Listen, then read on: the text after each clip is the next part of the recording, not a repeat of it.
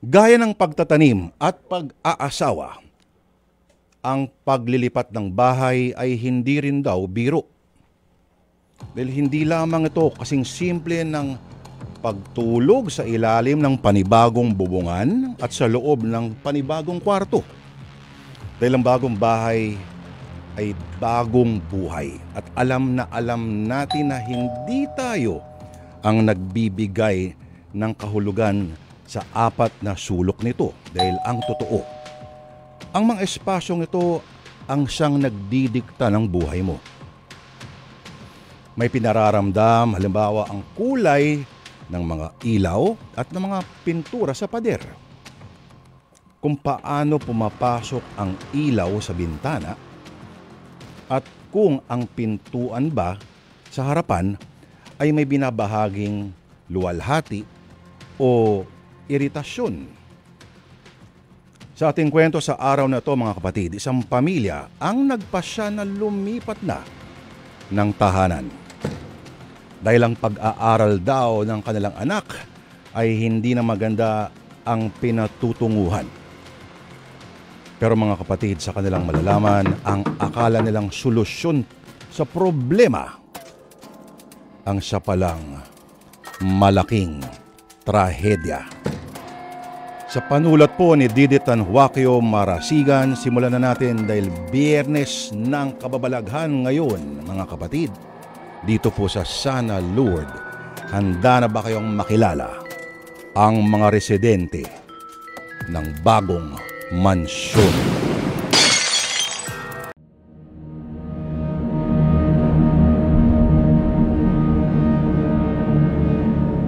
Ma, ano yung narinig kong pinag-uusapan ninyo ni Papa? Kumontak si Dad ng agent Nagpapahanap po siya ng bahay.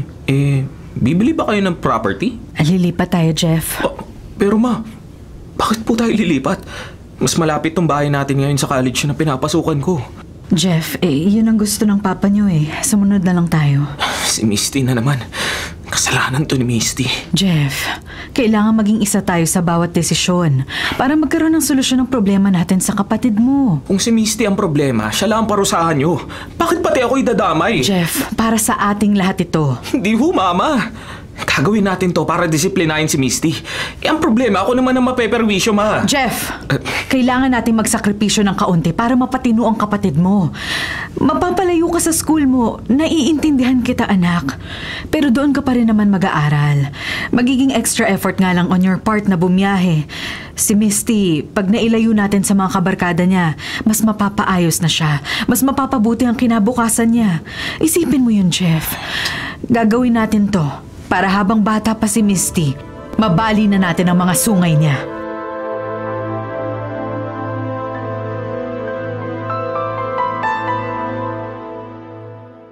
Okay ng lahat ng documents, Sir Randy.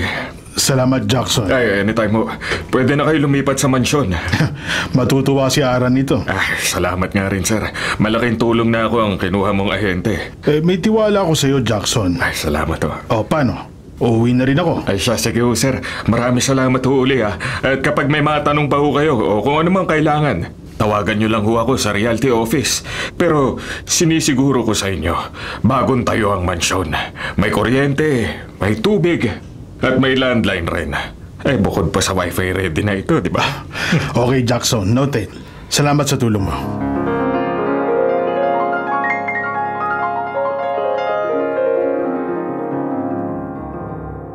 Kinausap ko na ang teacher mo. Magfa-file ka ng leave sa school for 2 weeks para makalipat tayo sa bagong bahay. At may driver na maghahatid at susundo sa'yo. Hindi ka na pwedeng magbiyahe mag-isa. Ayoko, Papa. Magbo-boarding house na lang po ako. Hindi, Misty. Aalis tayo sa lugar na to para sa kabutihan mo. Anong kabutihan? Ilalayo mo ako sa friends ko. Dapat lang na ilayo ka sa kanila. Uma-absent ka sa klase mo dahil mas gusto mo sumama sa kanila. Gumimik. Tumatakas ka rito sa bahay. Nagsisinungaling ka. Magpapaalam kang may event sa school pero nalalaman namin na hindi ka naman pumapasok. Kababae mong tao. At ang bata-bata mo pa. Mahilig ka na mag-cutting class. You have a long way to go, Misty. Bago ka pa matapos ng pag-aaral. Pero tingnan mo ang ginagawa mo. Nagbubulakbul ka na. Hindi na ako uulit, Papa. Papasok na ako sa school araw-araw. Ilang beses ka na rin nangako sa amin ng mama mo. Hindi ko na nga alam kung kailan ka nagsasabi ng totoo, Misty. Pero Papa, ayoko nga umalis sa lugar na to. Aalis tayo! Lilipat tayo sa mas malaking bahay. Mas magandang lugar. Magsisimula tayo muli, Misty. Para hindi tuluyang masira ang pag-aaral mo.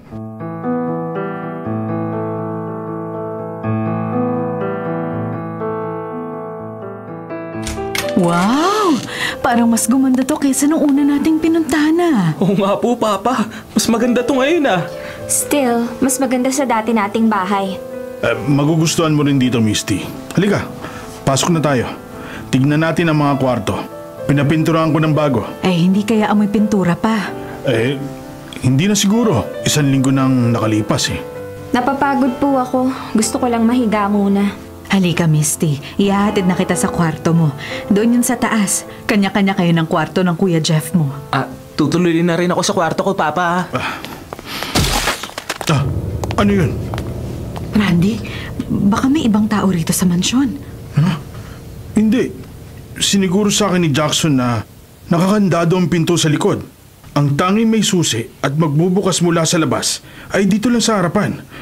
Dito sa main door. Papa, baka po may magnanakaw rito. Randy, ano kaya yun? Dito lang kayo. Titignan ko. Papa, wag na po! Sasamahan kita, Papa. Eto, magdala tayo ng pamalo. Dito sa kusina. Dito galing ang ingay. Papa, bukas sa isang bintana dito sa kusina. Oh. Yan na naririnig natin na parang nagbubukas-sara. Pero ngayon tahimik na po. Bakit may bukas na bintana? Ang sabi sa akin ni Jackson, in-inspection niya ito nung isang araw at siniguro niyang kumpleto ang lahat ng kailangan natin. So dapat wala rin bukas na bintana. May grills naman, Papa. Walang makakapasok dyan sa bintana. Pero kung nagkataong umulan, papasok ang ulan. Mababasa ang kusina.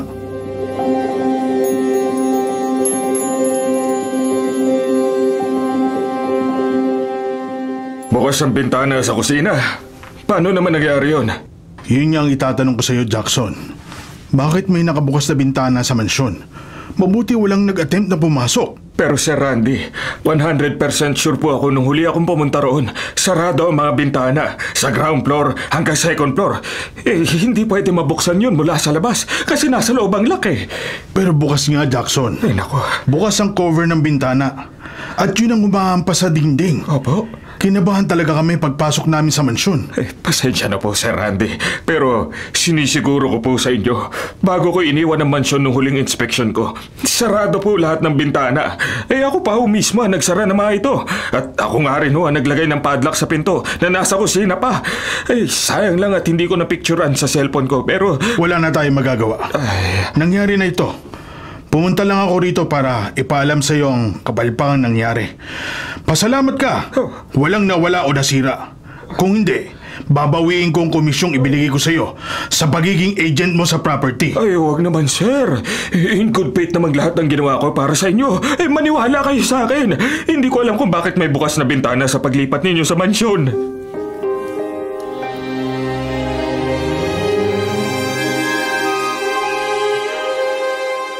Nakakapanibago.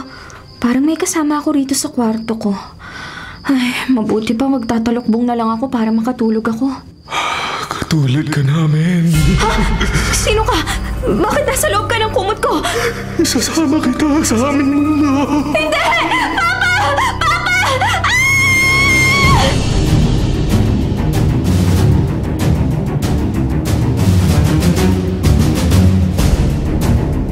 Misty! Ikaw ba yung sumigaw? Misty, ano nangyari sa'yo? Misty, buksan mo ang pinto! Misty! Papa! Tulungan niyo ako! Bukas ang pinto tayo na, Randy! Ano nangyari, Misty? Bakit ka sumigaw? Bakit ka nakatayo sa gitna ng kama? May lalaki! Nasa loob ng kumot ko! May lalaki, Papa! Tingnan niyo sa ilalim ng kumot ko! Nariyan siya! Nariyan siya!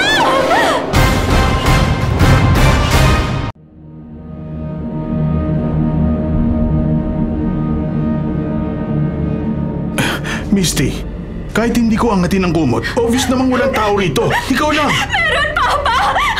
Meron! Ang sabi pa niya sa akin, katulad ka namin! Ganon, Papa! Yun mismo Wala namang ibang tao rito, Misty. Walang paraan para may makapasok basta rito sa mansyon. Lalo na rito sa kwarto mo. Bumaba ka na dyan sa tinutuntungan mo. Tama na yung pag-iimbento ng kwento. Kahit na anong gawin mo, Misty, hindi na tayo babalik sa dati nating bahay. Pero Papa, totoo po ang sinasabi ko. May lalaki kanina nung magtalukbong ako. May lalaki sa loob ng kumot. At nagsabi pa niya sa akin, isasama raw niya ako sa mundo nila. Randy, mukhang takot na takot talaga si Misty. Totoo, Mama! Papa, hindi ako nagsisinungaling! Hindi ako nag-iimbento ng kwento! Okay, ganito na lang. Anong gusto mong gawin ko para hindi ka na matakot?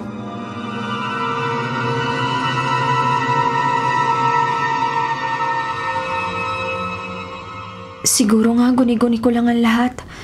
At least, pinayagan ako ni Papa at Mama na hayaang buksan ng ilaw rito sa kwarto ko. Ay, hindi na ako magtatalukbong. Baka makita ko na naman yung lalaki at... Ha? Umaangat ang kama ko. Mama! Papa! Mama! Mama! Isasama kita. Katulad ka namin. Bahagi ka namin. Nasaan ka ba? Sino ka? Papa! Mama! Misty! Tama na yan! Matulog ka na! Mama! Ang kama ko umaangat! Mama! Sabi ko, itigil mo na ang kalokohan mo! Nagagalit ng papa mo! Bakit nakalakap ito ng kwarto mo? Hindi, Mama! Hindi ako naglahak! Ang multo! Ang multo bumubuhat sa kama ko! Misty! Hindi na tama itong ginagawa mo. Pinupuyat mo kami sa mga kalokohan mo. Pero hindi ako nagsisinungaling, Papa! Lumutang tong kama ko! Pero nung mabuksan niyo yung pinto nitong kwarto, bigla rin to bumalik sa dating pwesto! Misty, anak, kahit anong gawin mo, kahit anong kwento pang imbentuhin mo, hindi na tayo babalik sa dati nating bahay. Ibebenta na natin yun. Dito na talaga tayo permanente. Hindi mo na muli pang makikita ang barkada mong bad influence sa'yo. Pero Mama, hindi po ako nag-iimbento ng kwento. Diyan nakatayo kanina yung multo. Isasama daw niya ako, katulad daw nila ako. Misty, huwag mong hintayin saktan pa kita. Ayoko nang namamalo. Alam mo yan, ayokong isa man sa inyong magkapatid ay saktan ko ng pisikal. Naniniwala ako sa maayos na usapan. No corporal punishment in my house, understand? Yes, Papa. Pero, Mama, hindi po ako nagsisinungaling. Ayoko na rito. Doon na lang po ako matutulog sa kwarto niyo. Please, hindi ko na kayang magstay sa room na to.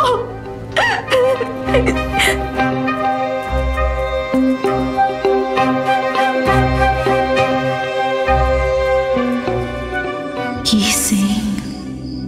Kumising ka. Sino ka? Isang kaibigan. Halika, sumama ka sa akin. Pero magagalit sina Papa at Mama eh. Hindi nila to malalaman. Halika na. Saan tayo pupunta? Sa mundo namin. Kung saan, magiging malaya kang gawin ang gusto mo. Walang makikialam. Walang magdidikta. Malaya ka. Pero hindi ko alam kung saan yung mundo mo. Kaya nga ipapakita ko sa'yo eh. Halika na. Tingnan mo. Teka, mainit. Nakakasilaw ang lugar na yan. Mainit. Hindi. Magiging masaya ka sa aming mundo. Doon ay malaya ka na. Hindi! Ayoko! Kailangang sumama ka sa amin. Ikaw ang kapalit para makalabas kami sa bilangguan. Hindi! Ayoko! Papa! Mama! Misty, tama na yan. Papa! Tulungan mo ako! Ano ba naman yan, Misty? Ha? Misty, bakit nakaipit ka sa pagitan ng dingding? Papa! Tulungan mo ako! Isasama nila ako! Isasama nila ako! Ara, bumangon ka. Si Misty, buksan mo ang ilaw. Bilis! Misty! Ay, bakit nakaibit ang kalahati ng katawan mo sa dingding? Paano yun nangyari? Gusto nila akong isama! Ayoko sumama sa kanila! Hindi. Anong kababalagan to, Ara? Pagtulungan natin atakin si Misty. Anak, hawak ko ng kamay mo. Huwag kang bibitiw. Misty! Misty! Ay, salamat. Salamat, nabawi ka namin. Yakap na kita, anak. Huwag ka na matakot. Huwag niyo po akong iiwang mag-isa. Tahan na, anak. Naniniwala na po kayo sa akin. Oo, Misty. Nakita namin ang papa mo. Nakita namin ang dalawang nilalang na humihila sa'yo. Umalis na tayo rito, Papa. Hindi pwede, anak. Malaking halaga ang ibinahid ko para mabili ang mansyon na ito. Pero Randy, nakita natin mismo ang multo. Ang mga multo. Hihingi ako ng tulong sa simbahan. Pababasbasan natin ang buong mansyon. Hindi tayo dapat matakot sa multo. Patay na sila. Pero tayo ay buhay pa. Kung merong may karapatan sa mansyon na ito, tayo yun. Tayong mga buhay pa.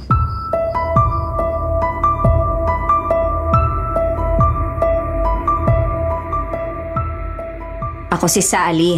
Kayo palang bagong lipat dyan sa mansyon? Ako naman si Ara. Anong may tutulong ko, Ara? May alam ka bang malapit na simbahan dito? Hindi pa kasi nabibless ang bahay namin. Gusto sana namin itong pabendisyonan sa pare. Naku, malayo ang simbahan mula rito. Pero pwede ko kayong samahan. Kilala ko ang parish priest dito sa lugar natin. Ay, salamat, Sally. May itatanong lang sana ako. Oh, ano yun? May...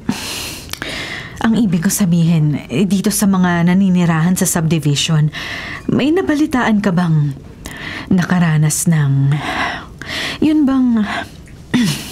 Naku, huwag ka nang mahiya sa akin. Ano bang problema, Ara? Para kasing may nagmumulto sa mansyon.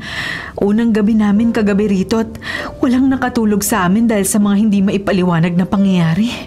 Sa bahay namin, walang kababalaghan at wala rin akong nababalitaan sa iba pang naninirahan dito sa village. Pero alam mo, may madalas silang napag-uusapan tungkol sa isang matanda na may kubo sa tabing ilog. Anong tungkol sa matanda? May sinasabi siyang bahagi ng lugar natin na dati raw detention ng mga baliw at kriminal.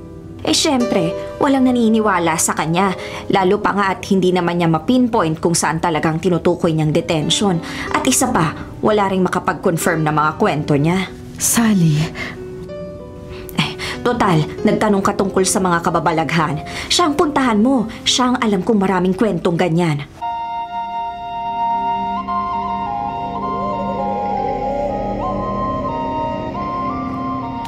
Tao po. Magandang tanghali po. Ay, ako ba ang pakay niyo rito? May iba pa bang nakatira rito sa kubo? Nakatira?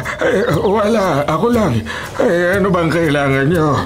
May gusto po kaming itanong tungkol sa buong village. Ay, nako. Kung pagtatawanan niyo rin lang ako tulad na ibang naninirahan dito, makakaalis na kayo. Hindi kami nagpunta rito para makipagbiruan. May problema kami sa mansyon na nabili namin at gusto naming maintindihan kung bakit ito nangyayari. Mga multong nananakit. Mga kababalaghan. Opo. Bakit niyo alam? Ay, nako, Diyos ko. Matagal ko nang alam na lalabas sila sa detention. Hahanap sila ng paraan para makalaya. Sino? Sinong tinutukoy mo? Natupok sila. Malaki ang apoy. Marami sila. Tanda, maaari bang simulan mo ang lahat sa simula? At ano ang kinalaman ng nakaraan sa nangyari sa mansyon? Hindi sila natatahimik. Alam ko isang araw, magpapakita sila. Magpaparamdam, pero walang naniniwala sa akin. Sino ang magpaparamdam? Sino ang magpapakita? At kung yung tinutukoy mo ngang nagtangkang kumuha sa aming anak, anong pwede namin gawin para mapaalis sila? Hindi niyo sila mapapaalis. Ang kailangan nila ay isang bagong kaluluwa na papalit sa kanila. Baliw ang matandang to. Tayo na, Ara. Pero Randy... Dati ang alam ko lang, tinabunan ng buong piitan. Pero hindi ko alam kung nasaan na ito eksakto ngayon. Marami ng pagbabago. Maraming pinatag na lugar. At marami na rin giniba. Hindi ko na matandaan kung nasaan ang piitan o detention. Pero alam kong isang araw, magpapakita sila. Kung saan sila inilibing, doon sila magpapakita. Kaya kung sa inyo sila nagpakita, ibig sabihin ay nasa ilalim na mansyon ang dating piitan.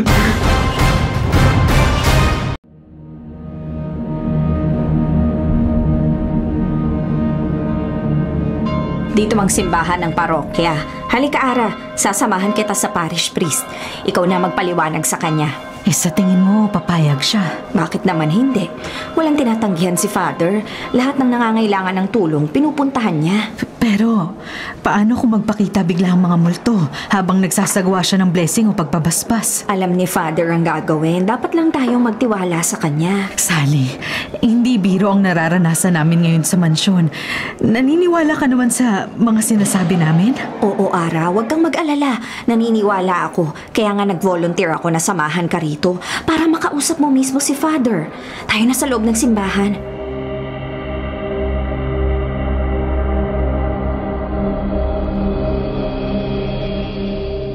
Matatahimik na tayo. Nabasbasan na ang bawat sulok nitong mansyon. Sana nga po, Mama.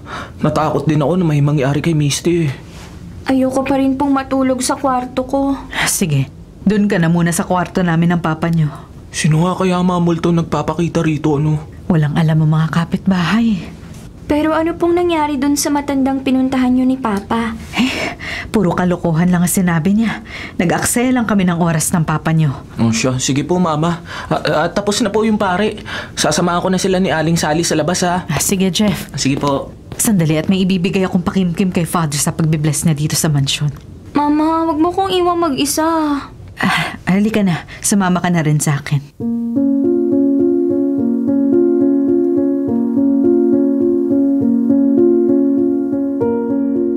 Aling Sally, salamat po Kayo na po ang sumundo sa pare.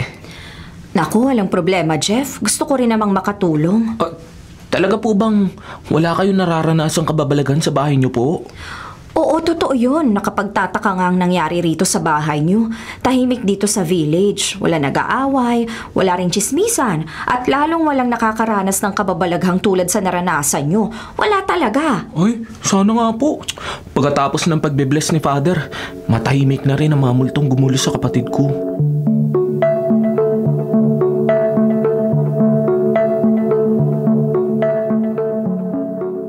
Misty, iabot mo nga ang kutsilyo. Maghihiwa ako ng gulay. Ginisang repolyo ang ulam natin ngayon. Opo, Mama. Teka lang. Ito na po, Mama. Umilag ka! Misty! Buti pa nga ako masaksak! Hindi ako, Mama! May humawak sa braso ko! Siyang pumipigil sa kamay ko! Bitiwan mo ako! Patayin mo siya. Hindi! Mama! Takbo! Hindi ko mapigil ang kamay ko! Dapat siyang mamatay. Jeff! Tawagin mo mama mo! Ang multo! Kinokontrol ng multo si Misty! Jeffrey! Tulungan mo kami!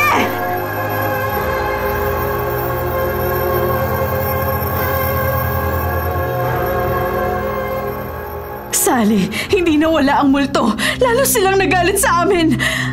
Muntik akong masaksak ng bunso ko. Kung gusto nyo, dito na muna kayo sa amin hanggang sa dumating ang agent ng bahay nyo. Ay, talagang malaking problema ito. Malaki ang pananagutan sa amin ni Jackson.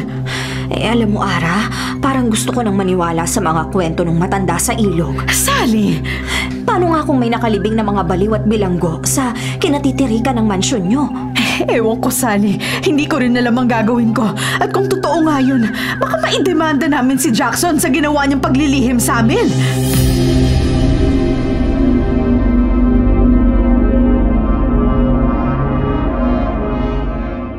Pero wala rin ho ako alam, Mama Hara. Sinungaling! Ayaw nang makiharap sa'yo ni Randy. Galit na galit siya sa nararanasan namin. Pero yun ho ang totoo, Ma'am. Ipinasa sa akin ng realty office ang pag-ahente sa mansyon. Kaya inalok ko naman kay Sir Randy. Wala ho ako alam sa history ng lugar na ito. At isa pa, lahat naman tungkol sa mansyon ay sinabi ko na sa inyo na ito ay nakasanla sa bangko, na ito ay nailit na, kaya ibinenta na mas mura. Pero kung sino ang original na may-ari, ayaw sabihin sa akin ng bangko Sinungaling! Hanggang ngayon binibilog mo ang ulo namin. Pero Mama Hara, hindi ako nagsisinungaling. Hindi ko alam na may bilangguan o detention facility dito sa kinatitirikan ng mansyon. Wala ho ako alam. At kung nalaman ko to, hindi ko ho iaalok sa inyo ang property. At hindi ho ako ang mag-aahente nitong property.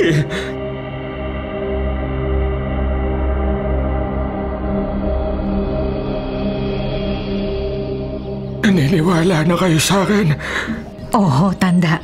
Pero hindi namin pwedeng basta abandonahin ang mansyon. Nabili na namin yon sa malaking halaga at naibenta na namin ang dati naming bahay. Paano po namin mapapalis sa mga multo? Ay, hindi niyo sila mapapalis. Paano hindi? Sigurado may paraan para mapaalis sila. Wala namang paraan maliban sa ipagpalitin niyo ang isa sa inyo para sila lumaya ng tuluyan. Ano? Isa sa amin? Parang mo na rin sinabi na dapat isa sa amin mamatay. Ganun na nga. Tanda, hindi po ako naniniwalang wala na iba pang paraan. Matagal na kayo rito. Natiti ako pong may nalalaman kayong paraan. Pwede niyo silang hadlangan para makalabas sa mundo nila. Pero mananatili sila sa kabilang dingding o pader lamang. Naroon pa rin sila. Pero sa ipapayo ko, hindi na nila kayo magagambala. Ano? Paano? Sige, sabihin mo. Nakikinig kami.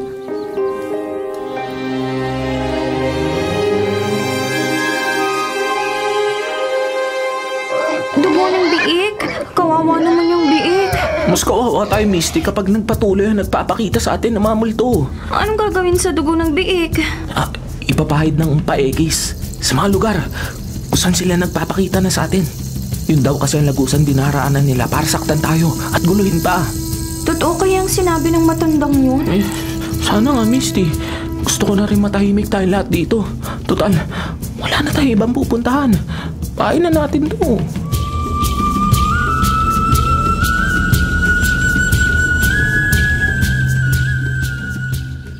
Buong araw, wala tayong naranasang kaguluhan o pananakot. Siguro naman. Totoo na to. Makakatulog na rin tayo ng tahimik. Ayoko pa rin sa kwarto ko. Oo na. Doon ka na ulit sa kwarto namin ng papa mo. Siya, sige ma. Good night na po Misty, good night. Good night, Kuya Jeff. Ay, nako, saan na nga. Tuluyan na kaming patahimikin ng mga multong yun. Iiwan ko na lang itong bukas para umikot ang hangin galing sa teres. Napakainit ng panahon ngayon. Ay, sa wakas, makakapagpahinga na rin ako. No! Bigla sumara ang pinto ng kwarto ko! Bakit niyo kami pinipigilan? Sa amin ang lugar na to. Ay, hindi! Isang babae nakatayo sa harap ko! Sino ka? Hindi na mahalaga kung sino ako. Ikaw ang kukunin namin para makalaya na kami! Hindi ako sasama sa'yo! Bitiwan mo ako! Bitiwan mo ako!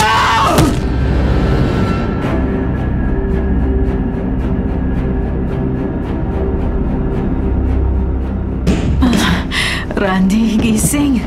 Ano ba yung maingay? Sa kwarto ni Jeff. Baka napasok tayo na magnanakaw. Hindi naman siguro. Ano nga yung maingay sa kwarto ni Jeff?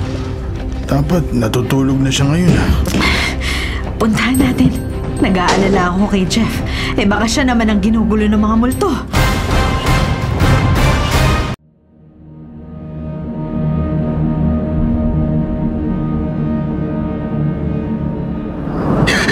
Hindi ako sasama sa'yo! Kailangan namin ang iyong kaluluwa! Kailangan namin makalaya sa piitan! Hindi ko alam ang sinasabi mo! Wala akong kinalaman sa sinasabi mo! Ano nangyayari sa'yo? Bakit ka sumisigaw? Papa! Tulungan mo ako! Multo! May multo! Ang bihira kayo! Huwag niyong kunin ang anak ko! Marami kami. Pag naisama kita, lalaya na kami! Hindi! Ayoko! Papa! Papa! Jeff! Jeffrey! Nasaan ka, anak? Jeff! Jeff! Randy! Wala si Jeff sa kwarto niya! Pero dinig na dinig natin. Humihingi siya ng tulong. Tinatawag niya ako. Jeff! Jeffrey! Nasaan ka, anak? Jeff! Gumawa ka ng ingay! Jeffrey! Nasaan ka? Anong ginawa sa'yo ng mga multo? Jeffrey!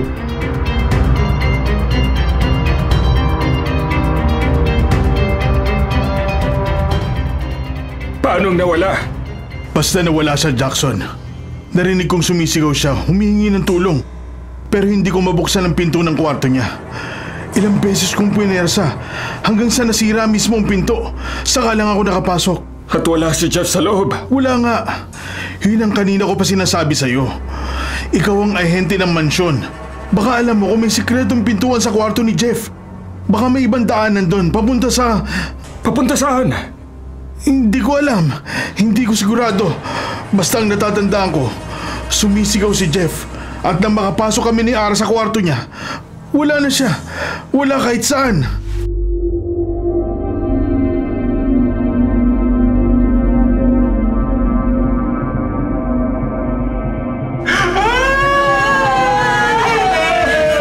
Sila ang kasama kong lalaya. Isa pang kaluluwa ang kailangan namin at kusang bubukas ang piitang ito. Makakalabas na kami at makakapunta sa dapat naming puntahan. Sino kayo? Ano ba kayo? Mga tao kami, pinahirapan. At nung inakala nilang patay na kaming lahat, tinabunan nilang bilangguang ito. Tinabunan ng maraming lupa. Hanggang sa malibing na kami rito, tuluyang ibinilanggo. Nang walang katapusan, walang hangganan. At ano naman ang kinalaman ko sa pagdurusa ninyo? Sino mang manirahan sa lugar ng aming bilangguan, may pananagutan sa aming pagdurusa. Pero wala naman ako kinalaman nga sa inyo at sa inyong pagdurusa. Ako at ang buo kong pamilya. Wala kami alam sa nangyayari sa inyo. Tumahimik ka! Narito ka na. Hindi ka na makakabalik sa inyong mundo. Hindi totoo yan. Hindi po. Hanapin ako ni Papa. Gagawa siya ng ibang paraan para mahanap ako. Hindi niyo ako may kukulong dito!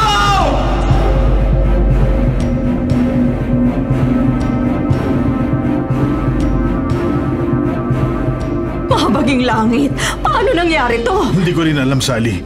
Hindi ko rin maintindihan. Wala, Sir Randy. Lahat ng bahagi ng digdig ay parang pader. Makapalang tunog. Wala tayong pwede masabi na secret door o kahit ano pang uri ng daan para makuha na mamulto si Jeff. Pero nasan si Jeff? Paano siya nawala ng ganun lang? Sa kisame? Sinubukan niyo na ba? Ay, hindi pa. Ay, sandali Kukuha ako ng tuntungan. Papa! Tulungan mo ako! Si Jeff! Ano yun, Randy? Jeff! Narinig kita, anak! Nasaan ka? Sumigaw ka ulit, Jeff! Papa! Kunin mo ako! Naririnig ka namin, anak! Tulong, Papa! Pero hindi ko alam kung nasan ka! Jackson, Sally, narinig niyo rin ba ang boses ni Jeff? Wala ako narinig. Ako rin. Parang wala namang tumawag sa'yo, Randy. Meron! Maliwanag na boses ni Jeffrey yun. Pero malayo. Malayo ang pinagmumulan ng boses. At hindi ko alam kung saan siya hahanapin.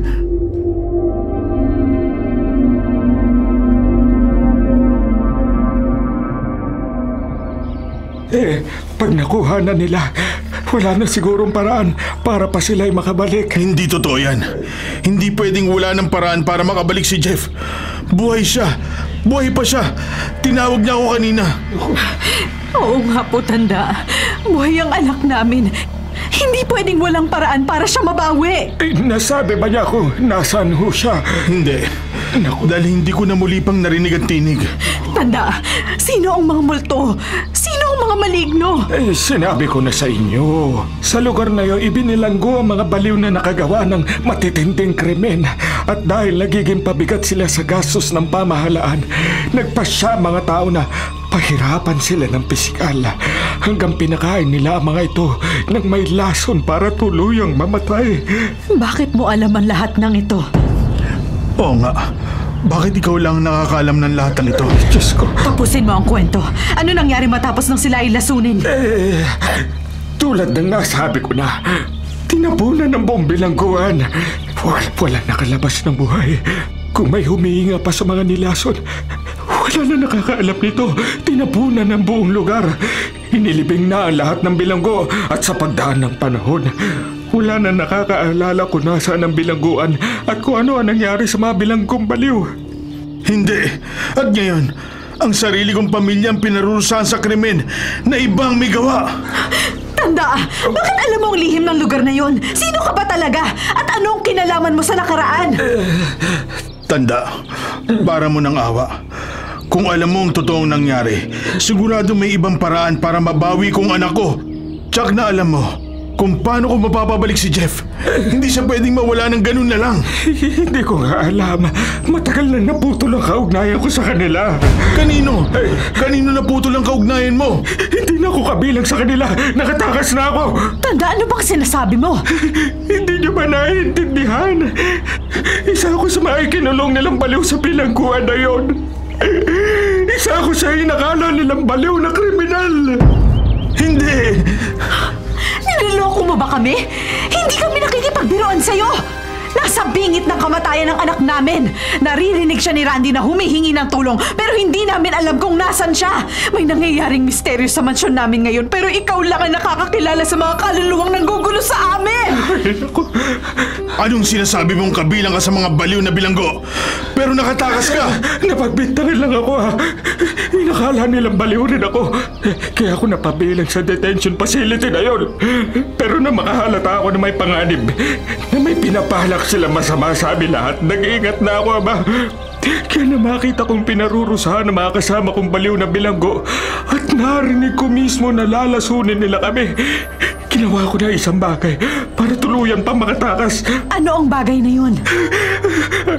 Sinakal ko ang bantay namin. Sinakal ko siya hanggang sa mawalan siya niniga. At habang nagkakagulo sila, tumakas ako. Kung saan nga ako naman, nagtago ko rito sa ilog. Magubat pa nga ito noon eh. May mga kuwebang madilim. Doon ako nagkubli. Matagal na panahon. Hanggang sa nabalitaan ko ang ginawa nila. Sinunog nila ang detensyon. Tinapunan nila ng lupa ang buong bilangguan. Kung totoo yan, bakit hindi ka lumayo? Paano kung hinanap ka ng mga gumawa ng krimen? Dahil wala na sila. Siniguro kong wala nang hahanap sa akin. Pinatay mo sila. Buhay para sa buhay. Mga baliw na kriminal ang mga kasama ko. Pero hindi makatarungan ang ginawa nilang pagpatay sa kanila. Pananagatan mo sa langit lahat ng iyong kasalanan. Pero ngayong alam namin ang kaugnayan mo sa mga kababalaghan, kailangan tulungan mo kami. Ikaw mismo ang makiusap sa kanila upang ibalik ang anak ko. Pero ayoko na nga bumalik doon. Ano ba? Kung totoo lahat ang sinabi mo sa amin, ikaw lang ang maaaring makipag-usap sa mga multo, sa mga entity, sa mga kaluluwa. Hindi ko na alam kung ano pang itatawag ko sa kanila, pero para mo lang awa at tanda. Kung totoo ang mga sinasabi mo sa amin, ikaw lang ang pwedeng makiusap sa kanila na ibalik ang anak namin. Ibalik nila sa amin si Jeff.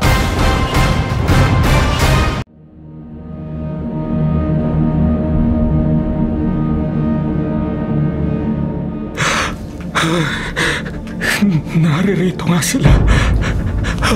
Ramdam ko ang karahasan nangyari. Ramdam ko ang enerhiya na galit nila. Anong nangyayari sa'yo? Alalayan mo siya, Ara. Napakalakas nila. Hindi! Tanda! Nawalan siya ng malay! Tanda, anong nangyayari sa'yo? Gumising ka! Tanda!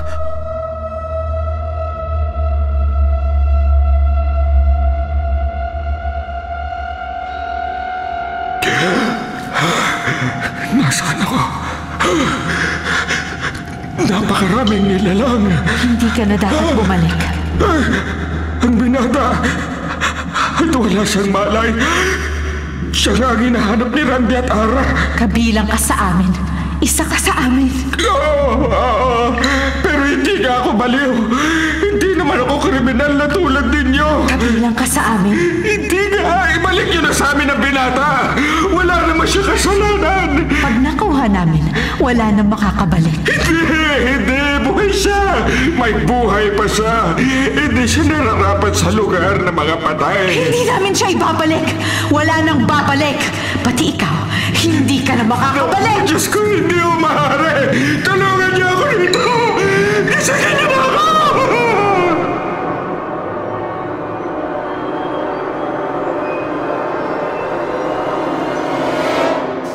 Anong nangyayari sa matanda? May humihila sa kanya. Hinahatak po siya paakyat sa kisame. Hindi! Kailangan tulungan natin siya, Jackson! Hawakan mong kamay niya! At paa! Oo, Sir Randy. Hindi siya dapat maisama ng mga multo! Kukunin na namin kayo lahat. Kayo ang magiging kalayaan namin. Randy, nakikita ko na sila. Papa, marami sila. Isa-isang lumalabas mula sa kisame mga multo. Hindi! Hindi!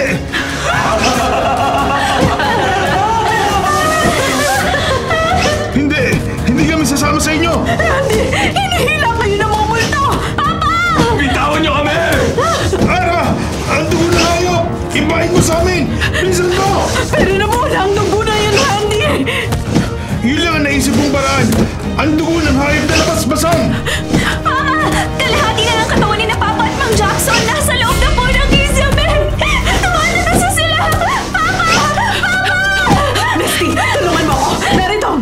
basang hayop! Ipahid natin sa kanila! Tulungan niyo kami! Ayoko sumama sa kanila! Eto na, Jackson!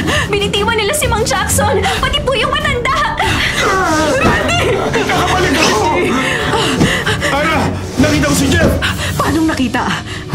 Itigil mo ang pagpahid sa akin na nabasbasan dugo ng hayop! Pero makukuha ka ng mga multo! Hawakan niyo ang mga paa ko! Huwag niyo akong bibitawan! Anong gagawin mo? Aabutin ko si Jeff. Nakita ko na siya. Wala siyang malay. Pero pipilitin ko siya maabot. Pag sinabi kong hilahin niyo ko ng ubod ng lakas. Pero Papa, hawak ka nila! Mas marami sila! Hindi nila ako makukuha. Napahiran ng kamay ko ng dugong nabasbasan. Pero Randy! Gawin mo ang sinabi ko, Ara. Ito lang ang paraan para mabawi natin si Jeff. Papasok ako sa dimensyon nila para mabawi ko si Jeff. Pero kahit na anong mangyari, huwag niyo akong bibitawan.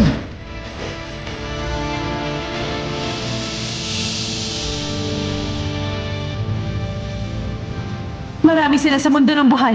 Wasakin natin ang buong kabahayan para malibing na rin sila rito at maging kapalit natin. Patayin ang buhay! Bitiwan niyo ako! At ikaw, hangal na tao, inaakala mo bang makakabalik ka pa?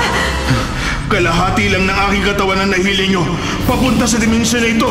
Hindi nyo ko makukuha. Napahiran ako na nabasbasan dugo. Yan ang akala mo. Hilain siya! Hilain!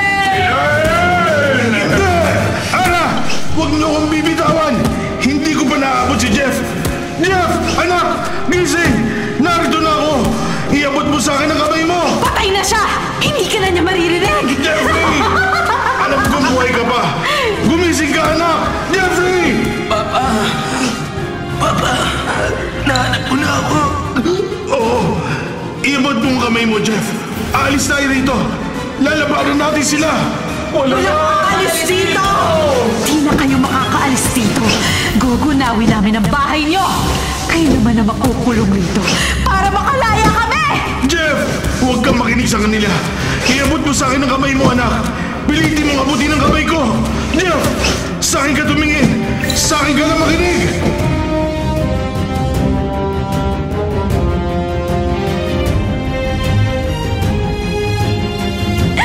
Mama, paano lang ni Papa na hawakan natin? Malakas ang pwersa ng mga multo! Hindi tayo bibitiw! Hawakan mo ko na mahigpit, Misty! Opo, Mama! Jackson! Misty! Tanda! Magpahid uli kayo na nabasbasang dugo para hindi tayo makuha ng mga multo! Para hindi nila tayo maisama sa kabilang dimensyon! Opo, Mama! Oo, Mamara. Pero hanggang kailan? Malakas umihila sa kanya. Nagagawin na ako! Randy! Randy! Malapit ka na nilang makuha! Mas malakas sila sa amin! Hindi na, Ara. Hilahin niyo ako pabalik. Hawak ko na si Jeff kayo na. Hilahin natin si Randy! Bilis!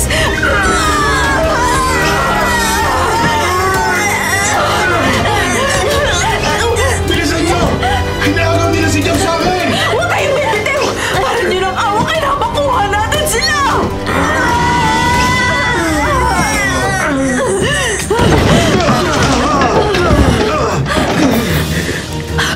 Randy! Jeff! Walang malay si Kuya Jeff! May pulso siya. Buhay pero mahina. Jeffrey, anak! Nabawi niyo ako. Oo, Jeff. At hindi ka na nila makukuha sa amin. Emilin doon! Guguha ang mansyon! Kukunin nila tayo! Papatayin tayo ng mga multo! Tumakbo kayo palabas! Bubuhatin ko si Jeff! Pero baka hindi kayo makalabas! Lalabas ka ni Ara! Hindi kami malilibig sa impyernong lugar na ito! Kako! Tumakbo na kayo!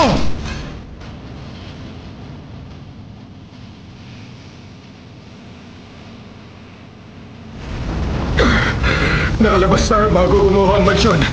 Tumigil na nga rin ang pagninigol. Nasaan sila? Mama, hindi nakalabas si na Papa! Hindi! Tulong! Tulungan niyo kami! Ama! Ayan sila! Sapat na namubong na bomba! Kapit lang, Sir Randy! Kapit, Jeff! Hihilain namin kayo bago tuluyang kainin ng lupa ang bubong!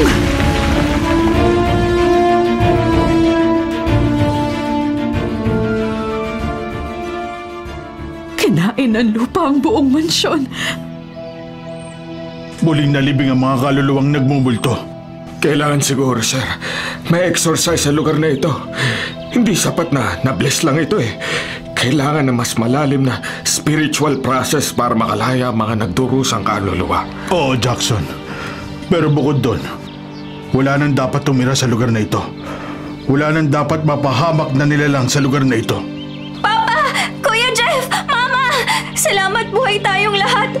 Promise po, kahit saan tayo tumira, magpapakabait na ako. Hindi na ako maglalakwatsa at magkakating classes. Ayoko na pong maranasan ng ganitong nightmare. Ayoko na po! Basta Papa, ipangako mo, hindi na tayo babalik sa lugar na to. Ayoko na pong maranasan pang muli ang nightmare na to. Hindi na, Misty. Wala nang babalik dito. Hindi na tayo babalik sa impyernong lugar na ito. Mga kapatid, ito po ang inyong kapatid na si Lord De Vera. Nagsasabing, sana dito na tayo sa totoo. Dito na tayo sa True FM. At sana po'y mag-subscribe kayo at mag-follow sa mga social media accounts po ng @TrueNetworkPH. Sa Facebook, Instagram, sa X, sa YouTube, sa TikTok, at sa mga podcast. Sana po, dito na tayo sa totoo, mga katrupa.